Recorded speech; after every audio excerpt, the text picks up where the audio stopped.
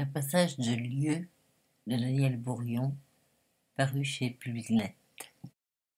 Embrasser ces quelques kilomètres carrés qu'on traverse toujours tranquillement, assis à l'arrière de la voiture, engoncé dans la veste trop chaude qu'on a oublié de retirer en s'installant, mais qu'on sera infiniment heureux d'avoir sur le dos lorsque l'on arrivera, et que s'extirpant de l'acier tiède, du tissu, de la mousse à mémoire de forme, à mémoire de rien, on sentira les crottes du froid essayer de se planter vainement dans notre dos, nos ventres. On finit par s'apercevoir qu'il s'agit bien, pour ce qui concerne la vallée, d'une cuvette, qui dans le plateau immense dont on ne sait pas où il s'arrête, il faudrait se documenter un peu, retrouver les livres de géographie dont on a tout oublié, c'est presque une honte, creuse sa marque presque similaire à celle que laisserait un pouce gigantesque enfoncé un peu dans une glaise immense.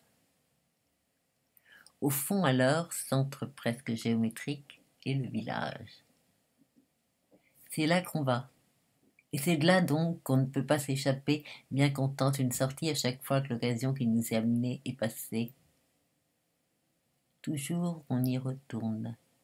Bille dans son bol roulant au creux, retombant pour l'éternité. Ça n'a pas de sens, on le sait bien. Il suffirait de partir sans se retourner cette fois, mais quelque chose toujours nous tire en arrière. Le temps lui-même, peut-être, avec sa lourde cargaison de morts dont nous sommes issus, les livres en témoignent, qui gardent trace des familles aussi loin que possible, et affirment donc que les nôtres de toujours ont été connus ici,